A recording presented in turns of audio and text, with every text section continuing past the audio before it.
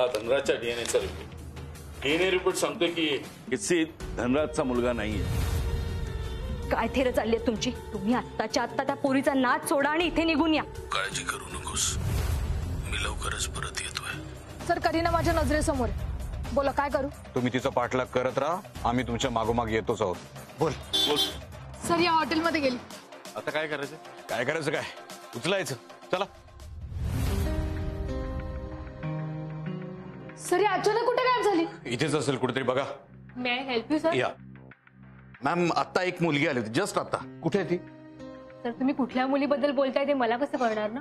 एक minute.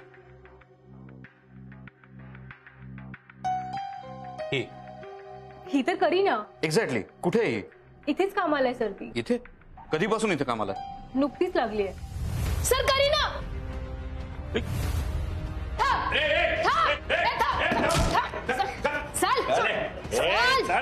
Sir सोड. चला येऊन चला. सर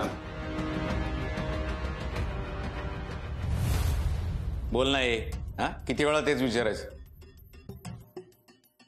कुठे गायब झाली होतीस? कुठे गेली होतीस तू? बोल.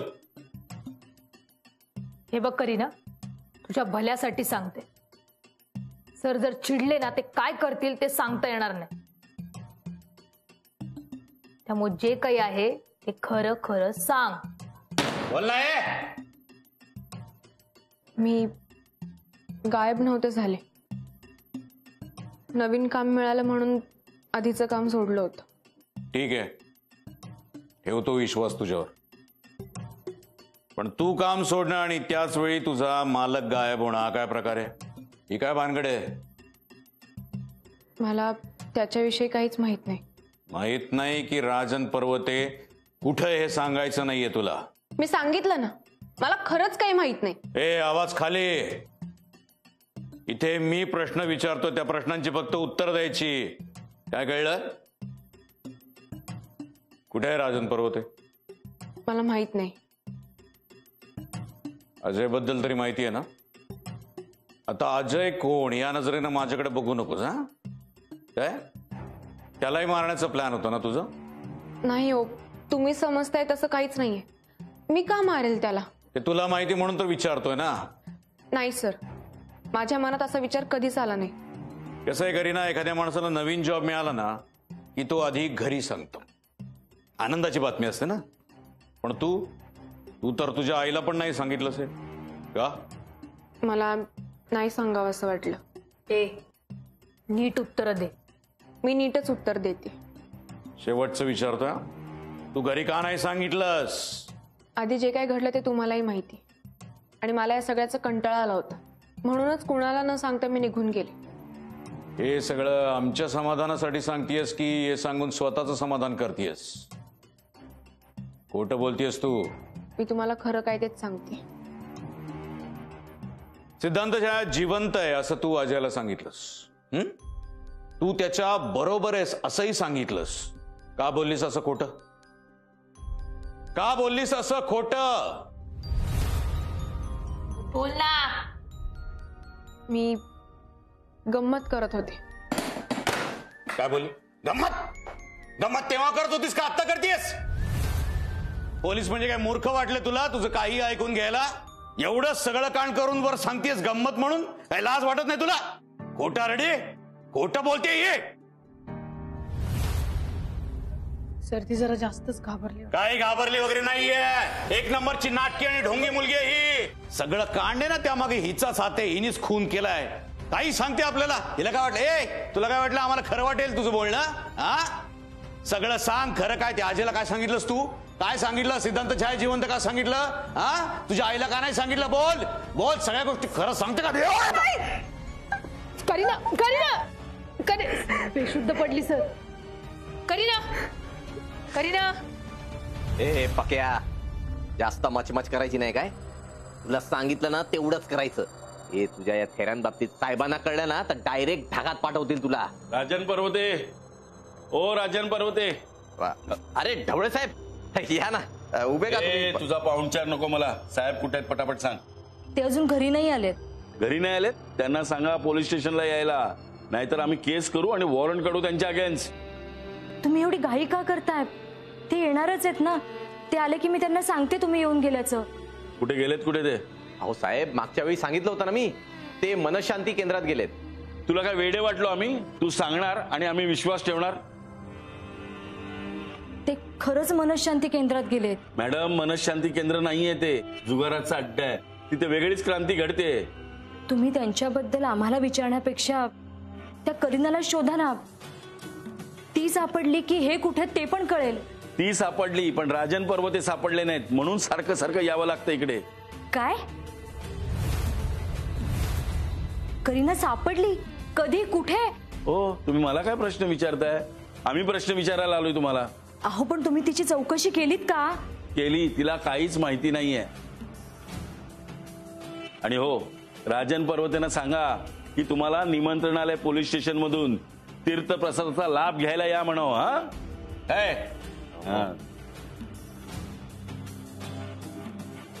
तू फोन लाव त्यांना. मॅडम, तुम्ही कशाला टेन्शन घेताय? आणि या ढवळे साहेबांचं तर काही मनावर घेऊ नका. साहेब म्हणालेत ना, ते येणार म्हणजे नक्की येणार, आणि एकेकाचा बँड सुद्धा वाजवणार.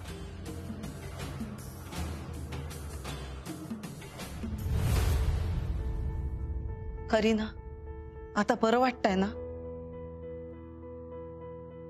डॉक्टर काय म्हणाले? काळजी करायचं काहीच कारण नाही असं म्हणाले. थोड्या दिवस आरामाची गरज आहे, मग ती ठणठणीत बरी होईल. पण तुम्हाला ती सापडली कुठे? आम्ही नेहमीच तिच्या मागावर होतो. शेवटी आम्हाला ती एका हॉटेलमध्ये सापडली. तिथेच काम करते ती. काय ग, मॅडम सांगतात ते खरंय का? हो. पण का? असं कोणालाही न सांगता तू निघून का गेलीस? एवढा मोठा निर्णय घेताना एकदा पण आईला सांगावं असं वाटलं नाही का तुला? काय सांगणार ग आई तुला? जे काही घडत होतं तू बघत होतीस ना. आपला काही दोष नसताना आपली बदनामी झाली. सगळ्या न्यूज चॅनलवर सतत कुठे ना कुठेतरी माझं नाव येत होतं. मी नाही केलाय ग खून. किती जरी ओरडून ओरडून सांगितलं ना, तरी कुणाचाच विश्वास बसत नव्हता माझ्यावर. साधं भाजी जरी आणायला गेलं ना, तरी तो भाजीवाला संशयाने बघायचा माझ्याकडे. कुठल्या ओळखीच्या माणसाला भेटावंसं किंवा त्याशी बोलावंसं सुद्धा वाटत नव्हतं. तेव्हाच मी ठरवलं, इथून कुठेतरी लांब निघून जाईल, जिथे कोणीच ओळखणार नाही मला. पण माझं काय? तुझ्याशिवाय दुसरं कोणी नाही ग मला. आई, मी तुझा विचार केला होता. काही दिवसांनी मी तुला माझ्याकडे बोलवणार होते. पण मला अजून समजत नाहीये, तुला सिद्धांत साहेब, संजना मॅडम, राजन साहेब ही 3 घरं सोडली तर 4थं घर माहित नव्हतं. आणि राजन साहेबांचं घर सोडून तू हॉटेलला कशी काय पोहोचली? करीना, हाच प्रश्न आम्हाला पण पडलाय. त्या हॉटेलमध्ये कोणी तुझ्या ओळखीचं आहे का? नाही. मग दुसरं कोणी ओळखीचं तुला तिथे घेऊन गेलं का? नाही. अगं, मग तू तिथे का गेली? कशासाठी ते तरी सांग ना आम्हाला. करीना अगं बोल.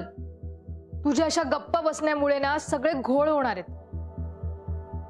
तुला जर सुखरूप बाहेर पडायचं असेल तर तुला जे काही आहे ते खरं खरं सांगावं लागेल. मला स्वतः राजन साहेब तिथे घेऊन गेले होते. त्यांनीच मला तिथे कामाला लावलं होतं. मग राजन पर्वते आता कुठे? माहित नाही. तुला माहितीये पण तू मुद्दाम सांगत नाहीयेस. मॅडम, प्लीज माझ्यावर विश्वास ठेवा. त्यांनी मला तिथे कामाला लावलं आणि निघून गेले. मला खरंच माहित नाही. करीना बरी आहेस ना तू? मी ठीक आहे. काकू काय म्हणाले डॉक्टर? ते नंतर. तुम्ही आधी इथे काय करताय ते सांगा. मीच तिला बोलवून घेतलाय फोन करून. का? काकू, पोलीस स्टेशन मध्ये काय घडलं? म्हणजे तुम्ही मला फोन केला तेव्हा तुमचा आवाज घाबरल्यासारखा वाटला मला. हो, त्या वाडकर साहेबांनी तिला खूप घाबरवलं होतं, म्हणून तिथेच तिची तब्येत बिघडली. लगेचच तिला इथे आणायला लागलं. काकू काय म्हणतात ते खरंय? हे बघा, डॉक्टर म्हणाले डॉक्टर काय म्हणाले ते सांगू नका, तुम्ही काय तिच्याशी वागलात ते सांगा. काय चौकशी केली तुम्ही तिची? चौकशी करताना तिच्या वयाचा तरी विचार करायचा तुम्ही. हे बघा, वाडकर साहेबांचं चुकलंय असं म्हणता येणार नाही. एखाद्याची चौकशी करायची त्यांची स्वतःची एक पद्धत असते. पण त्याच पद्धतीमुळे जर कोणाचा जीव जात असेल तर काय करायचं आम्ही सांगा ना. खूप अति झालंय तुमचं. सीटच्या केसमध्ये सुद्धा तुम्ही सगळे खूप अति करताय. मागात पडणार आहे तुम्हाला. आणि आता या केसमध्ये सुद्धा जर तुम्ही आम्हाला त्रास दिलात ना तर हेही प्रकरण तुम्हाला महागात पडणार आहे.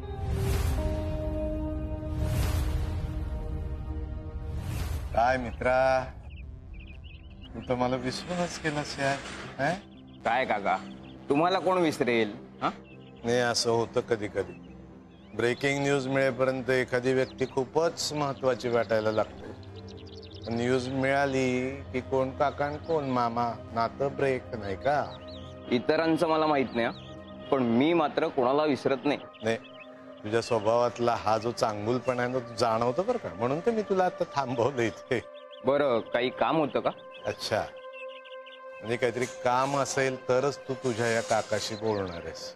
नाही काका, तसं काही नाही. चल ना, कुठेतरी बसून बोलू. अरे कसा कोरडा झाला, ऊन बघ केवढं पडलंय. इथे एक नवीन बार आहे, चल येतो. काका ऐका ना, खरंच मला खूप घाई आहे.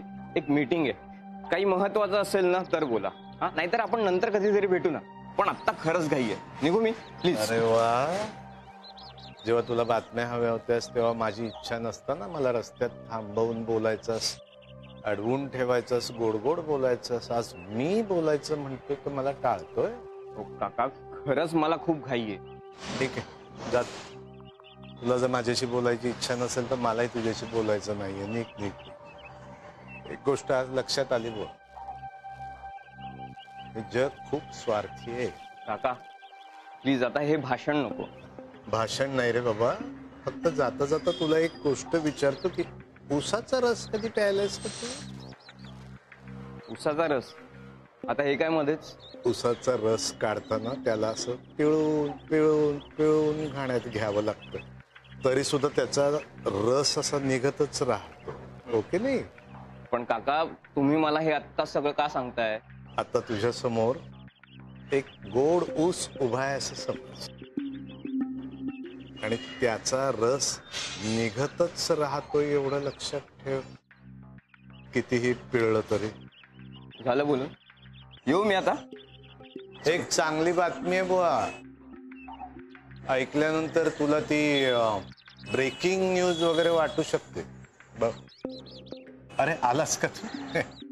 काय बातमी आहे? उन्हाळा खूपच आहे नाही यावर्षी. एवढं गरम होतं तर घसा सुकल्यासारखं झालं. बसून बोलायचं काय कुठेतरी निवांत? बरं, तुम्ही म्हणताय तर बसून बोलूया. चल. गुणी पत्रकार आहेस तू.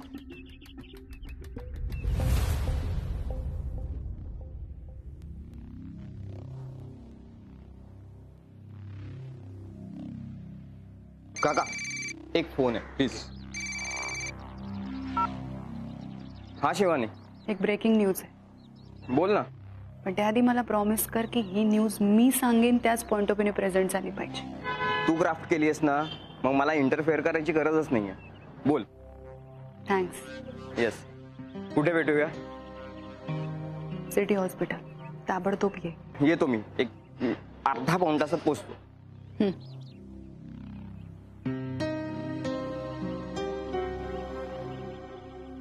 चला निघूया. काका ऐका ना, मला एक खूप महत्वाचं काम आलंय. आपण संध्याकाळी भेटून बोलूयात ना?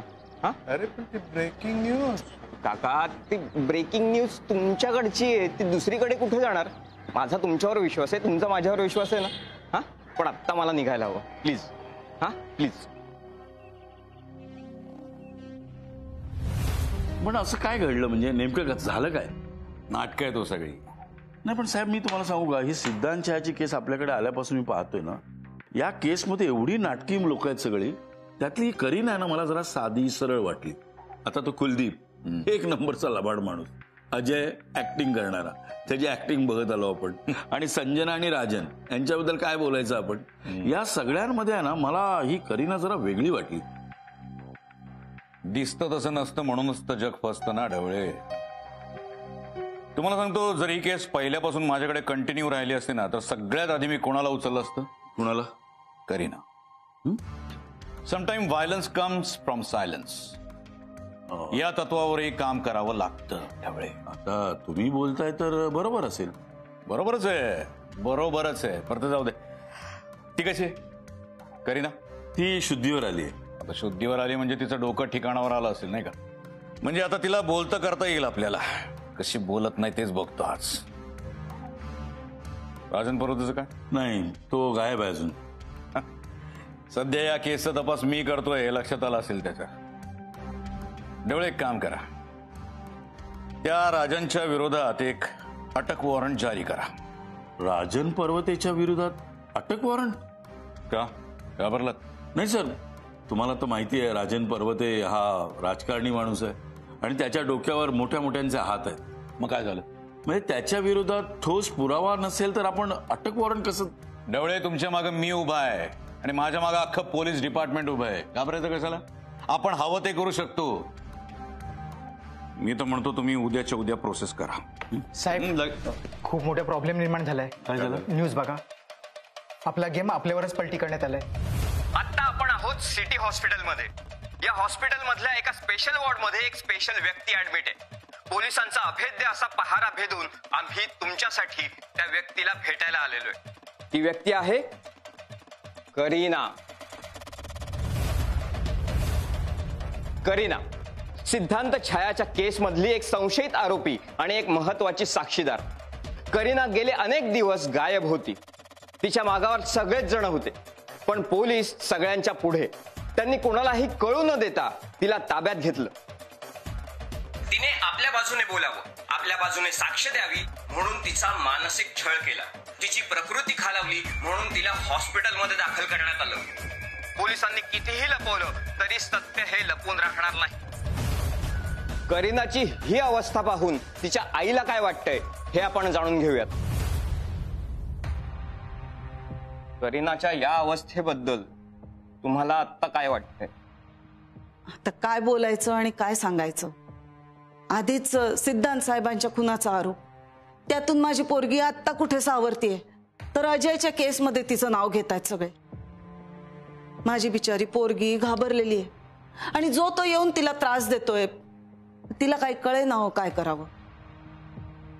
कोणाला काही न सांगता न कळवता तिला पोलीस स्टेशनला घेऊन गेले. तिथे तिच्यावर काय अन्याय झालाय तुम्ही बघताच आहात ना. एक आई म्हणून मला एवढंच वाटतंय की कोणीतरी आमची बाजू पण समजून घ्यायला पाहिजे. आम्ही गरीब आहोत म्हणून आमच्याशी कसं पण वागणार का कोणी?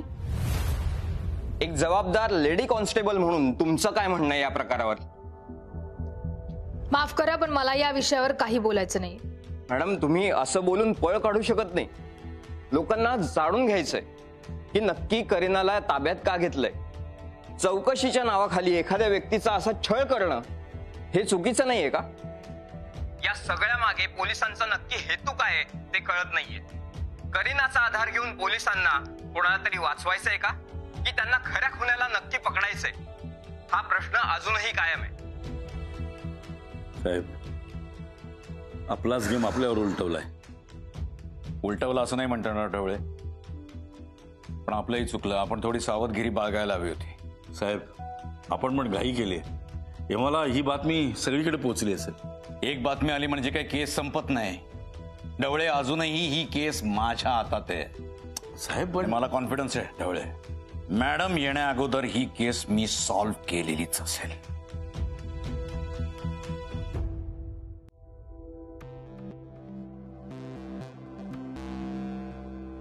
अजय, नेमकं काय चाललंय ना खरंच कळत नाहीये.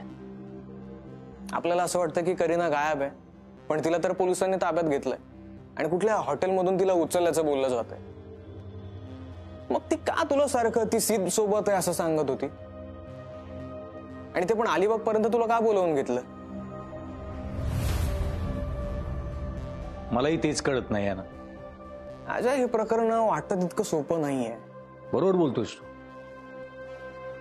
ह्याच्या डोक्यात ना नक्की काहीतरी प्लॅन असणार. नाही तर सतत मला भासवणं की मी सीत सोबत आहे, सीत सोबत आहे, मला अलिबागला बोलवणं, काहीतरी हिच्या डोक्यात शिजते एवढं नक्की. तिच्या डोक्यावर तर परिणाम झाला नसेल ना?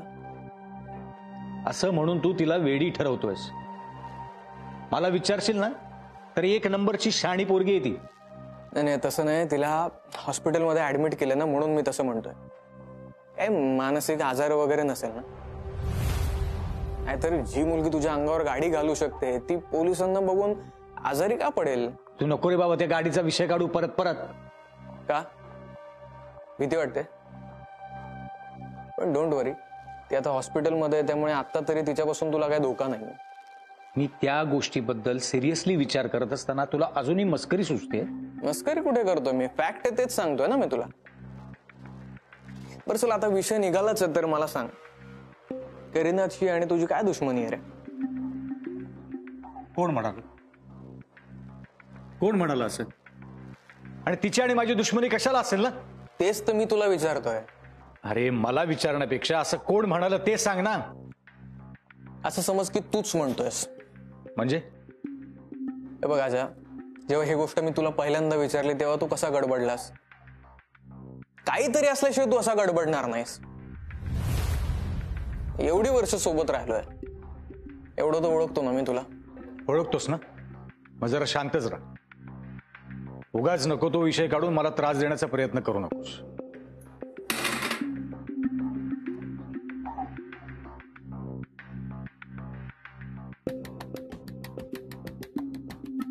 मला टाळून जातोयस म्हणजे नक्कीच काहीतरी घडलंय.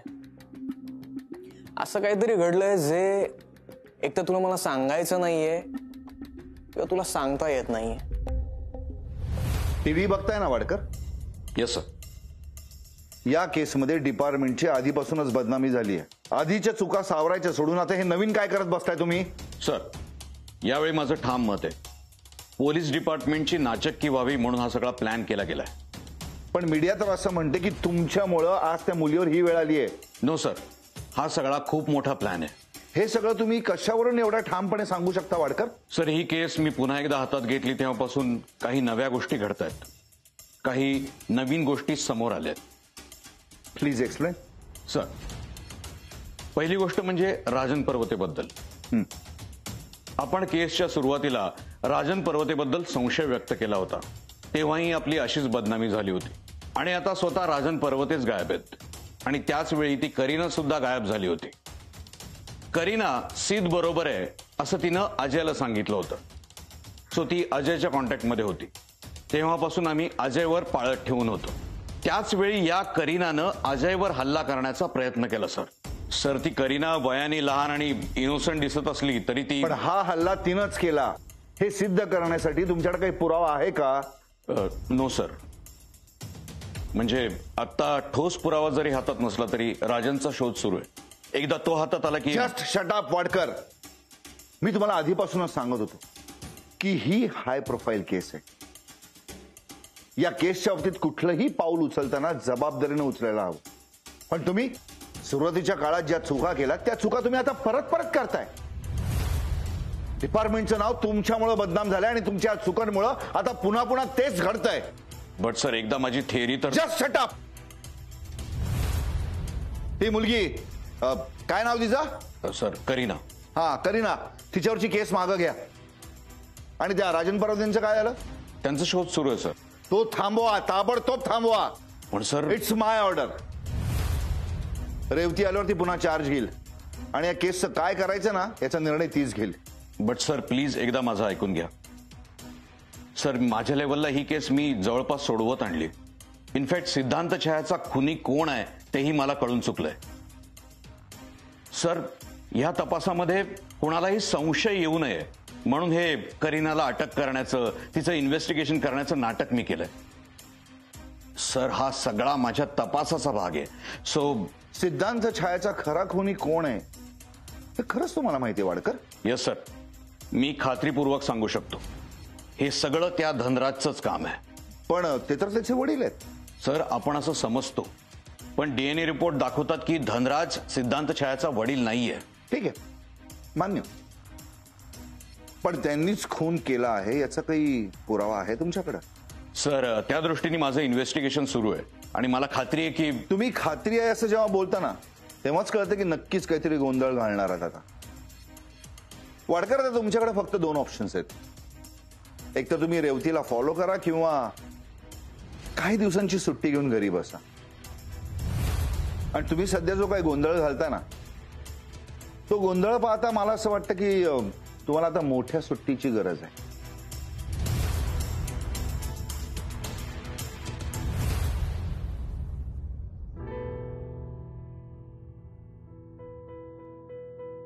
पेशंटचे सगळे रिपोर्ट नॉर्मल आले आहेत. तुम्ही आज पेशंटला घरी घेऊन जाऊ शकता. तेवढं कुठलं आलंय नशीब. काकू, तुम्ही कशाला काळजी करताय? जरी आता पोलिसांनी करीनाला इथून नेलं ना तरी आपलं तिच्यावर लक्ष असणार आहे.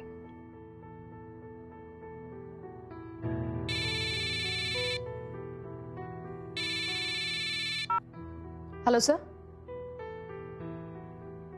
ठीक आहे. हो मी सांगते सर, लगेच निघते. येस. सरांचा फोन होता. करीनाला आता पोलीस स्टेशनला घेऊन जायची काही गरज नाही. तुम्ही तिला घरी घेऊन जाऊ शकता.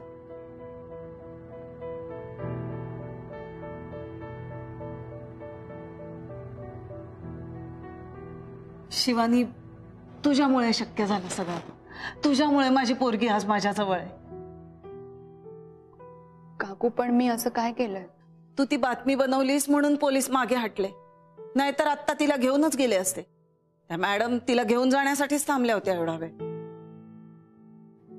हे सगळं तुम्हाला समजतंय, पण करीनाला कुठे समजतंय?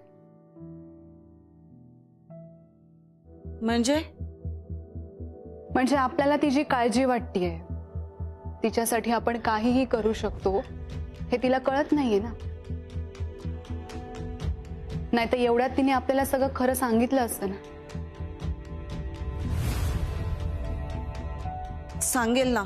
आपण आता तिघीच होत ना, मग ती आपल्याला नक्की सांगेल.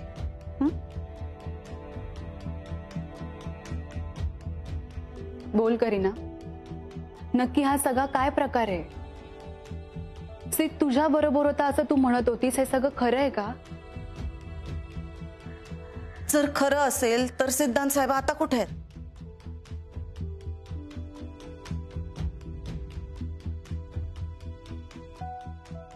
अगं बोल ना. तुला आता कोणालाच घाबरायची गरज नाही. जाऊ दे ना आई, मला आता काहीच बोलायचं नाहीये. पण मला बोलायचंय. तू काही गोष्टी विसरली असशील, पण तुला काही गोष्टींची आठवण करून द्यायची. तुझ्या आईसमोर मी स्पष्टच विचारते, तुझ्यात आणि सीद मध्ये नेमकं काय नातं होतं?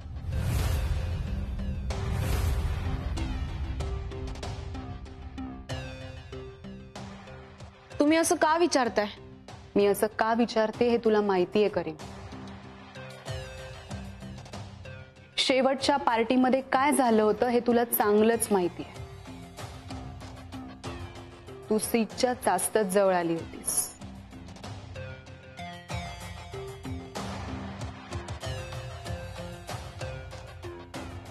करीना, शिवानी जे काय बोलते ते खरं आहे का? मला त्याबद्दल आता काहीच बोलायचं नाही. मग सीद कुठे आहे? तो तुझ्या बरोबर होता हे खरं आहे ना? तो माझ्या बरोबर नव्हता असं मी जर म्हणाले तर तुम्हाला विश्वास बसेल माझ्यावर? अगं, लोक तुला वेड्यात काढतील.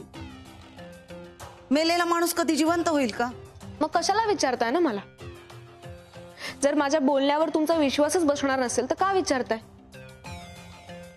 आणि माझ्याकडून तरी उत्तराची अपेक्षा का ठेवताय? ठीक आहे, नाही अपेक्षा ठेवत, पण मी जे माझ्या डोळ्यांनी पाहिलंय त्याचं काय? त्याचं उत्तर आहे तुझ्याकडे?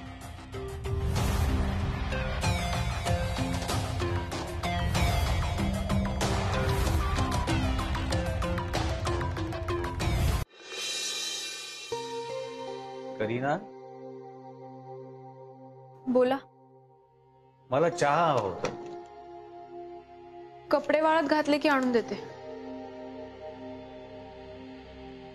कपडे सुकल्यानंतर त्या चहात काय मजा ना?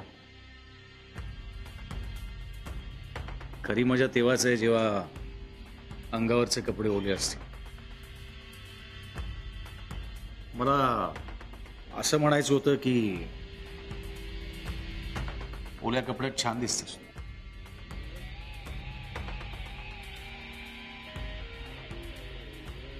काय नाटक. नशीब समज माझ्यासारख्या कलाकाराने तुझा हात पकडला. माझा हात सोडा. हात सोडण्यासाठी पकडतच नाही. मी ओरडेन. ओरड ना मग. माझा हात सोडा. नाही सोडणार. काय करणार आहेस? सोडा माझा हात. अरे वा, चांगलाच जोर आहे अंगात. मला वाटलं नाजूकच शील.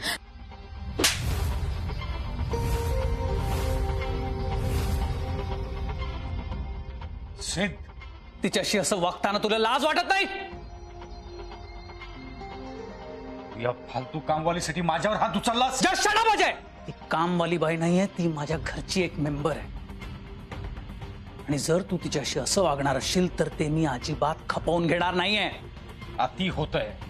अति तर तू केलंस. यापुढे जर तिला हात जरी लावलास तर तुझे हात तोडायला मी मागे पुढे बघणार नाही.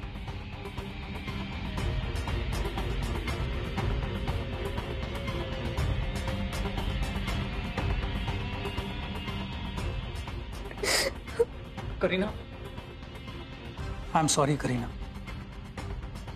हे बघ, जोपर्यंत मी आहे तोपर्यंत तुला कसलाही त्रास होणार नाही. I promise. ते अजय सर नेहमी माझ्याशी असेच वागतात.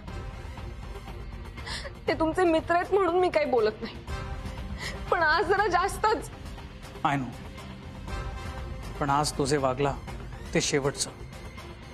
यापुढे जर त्यांनी तुला हात जरी लावला तर त्याचा कसा बंदोबस्त करायचा आहे ते मला माहिती आहे.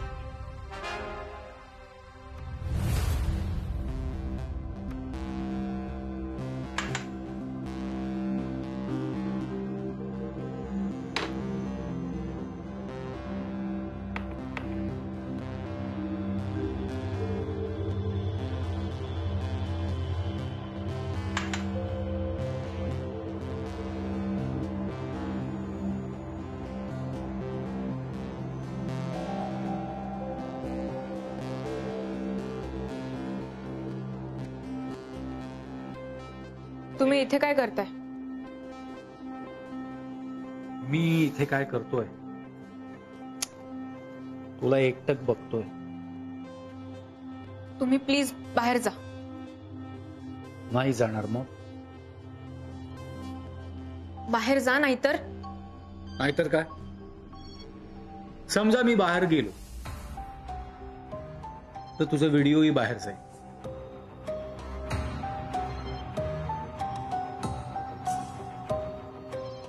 तुझा व्हिडिओ बाहेर जाईल. बसला ना शॉक? बर, नाही जाणार बाहेर.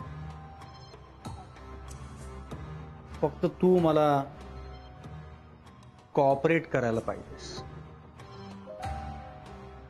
आता तू विचार करत असशील कॉपरेट नाही केलं तर? कॉपरेट नाही केलं तर व्हिडिओ बाहेर जाणार. मग तो व्हिडिओ तुझी आई बघणार. तुझ्या आईचं जगणंच मुश्किल होऊन जाईल. कळलं? कबकुमान कॉपरेट कर. जास्त शहाणपणा करायचा नाही, नाहीतर व्हिडिओ बाहेर पडेल. लक्षात ठेव.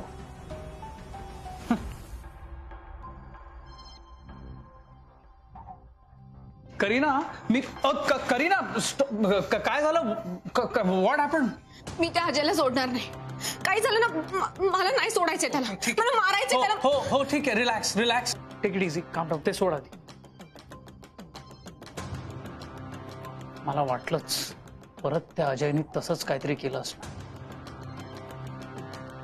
पण तू काळजी नको करूस. मी तुला सांगितलं मी तुझ्यासोबत आहे.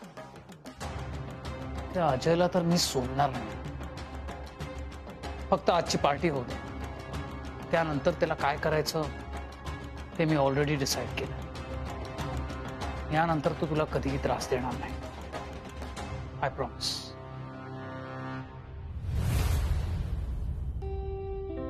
काय ग, काय झालं? नाही, काही नाही. अगं मग बोल ना. शिवानी कधीपासून तुला काहीतरी विचारते. बोल करीना, हा सगळा काय प्रकार चाललाय? सिद्ध खरंच तुझ्या बरोबर होता का? मी तुला कधीपासून विचारते, पण तू त्यावर काहीच बोलत नाहीयेस. सिद्ध आणि तुझ्या नात्याबद्दल विचारते, त्यावरही तू बोलायला टाळतीयेस. तुम्ही समजताय तसं आमच्यामध्ये काही नाहीये. मग मी जे माझ्या डोळ्यांनी पाहिलं होतं त्याचा काय अर्थ होतो? त्या दिवशी माझ्यामध्ये आणि अजय सरांमध्ये वाद झाले होते. ते माझ्याशी खूप चुकीचं वागले म्हणून मी रडत होते. तेव्हा सिद्ध सर माझ्याजवळ आले आणि मला समजवत होते. ते मला समजवत होते कारण मी कुठलं चुकीचं पाऊल उचलू नये म्हणून. आणि तेव्हाच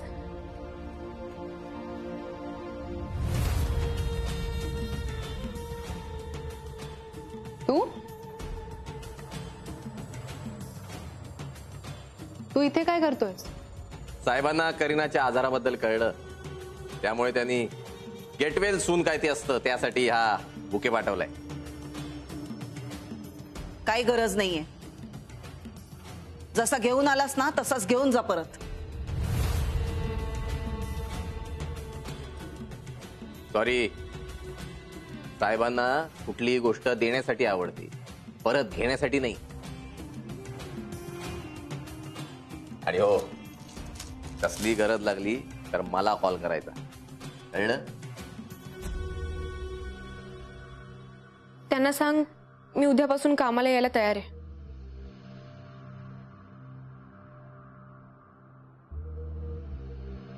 अगं काय बोलतेस तू? हे करीना, तुला वेड लागलंय का? हे बघ, आता मी तुला कुठेही जाऊ देणार नाहीये. तुला कुठेही काम करू देणार नाही. जे काय काम करायचं असेल ना तर मी करीन. करीना, तुला डॉक्टरांनी आराम करायला सांगितलंय ना? दत्तू दादा, तुला कळलं ना मी काय म्हंटले ते?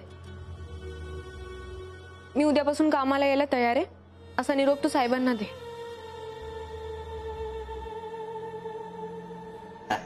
अगं तू बोललीस ना म्हणजे विषय संपला. आता तुझा निरोप साहेबांपर्यंत पोचलाच म्हणून समज. चला येतो आपण.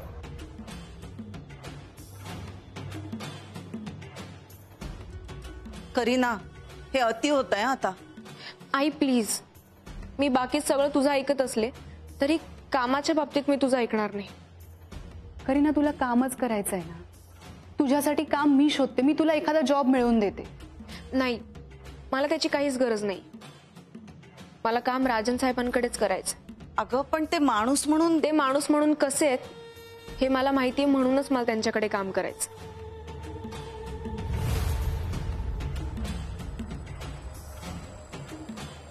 लक्ष्मी, मी तुला काय म्हणतो, तुझ्याकडे नोंद आहे का ती? सर, या 2 एंट्री झाल्या. अच्छा अच्छा अच्छा. ना अजून पण बघ ना, चेक कर बरं. लक्ष्मी,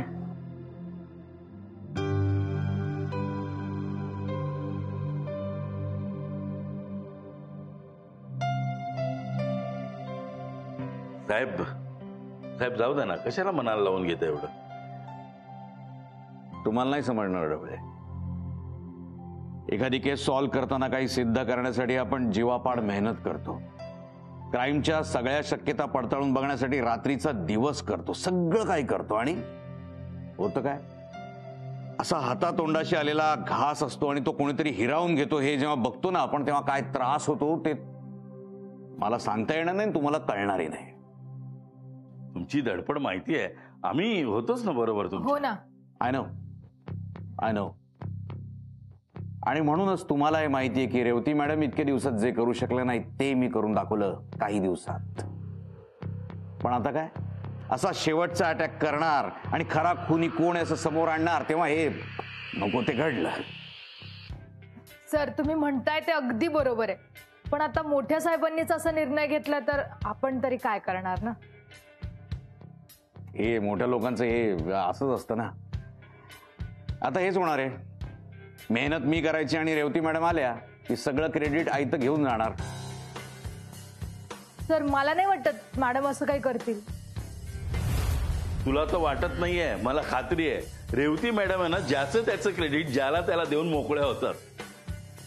अगदी बरोबर बोललात सर, माझ्या बाबतीत असंच घडलंय. तुझ्या बाबतीत, माझ्या बाबतीतही घडलंय आणि साहेब तुमच्या बाबतीतही तेच घडेल. रेवती मॅडमची मी तुम्हाला गॅरंटी देतो ना. Shut up Dhawale, shut up. Revati मॅडमचं माझ्या समोर नेहमी असं कौतुक करायची काहीही गरज नाहीये.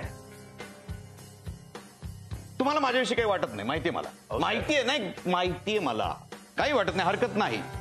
पण म्हणून माझ्या समोर मॅडमचं कौतुक करू नका. नाही नाही, प्लीज प्लीज, बाजू प्लीज.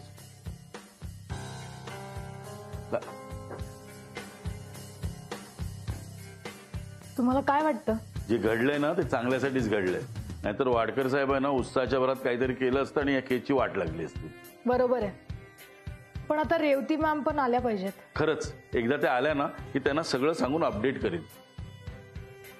पण मला एक सांग, या करीनाबद्दल तुला काय वाटतं? म्हणजे सगळ्यांना ती इनोसंट वाटते. तिच्याकडे पाहिल्यानंतर ती मुंगी मारेल की नाही अशी शंका येते. असं असताना ती अजयला का मारेल? पण हे सगळं करीनाने केलंय हे प्रूफ कुठे झाले? म्हणून मग डोक्यात दुसरा प्रश्न येतो की हा प्लान कुणाचा आहे? या सगळ्यांच्या मागे करीना आहे की करीनाच्या मागे कोणी आहे?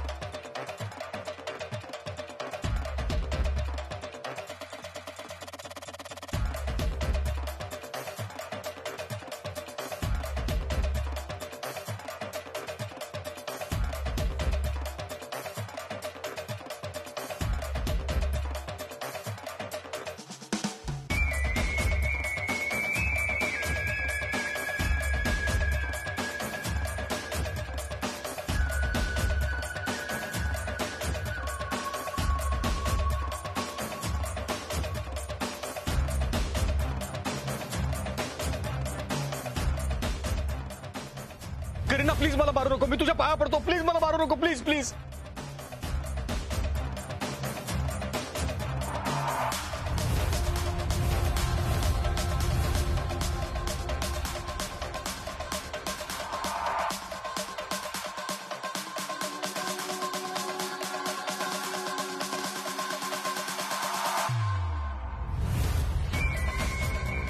संजना तू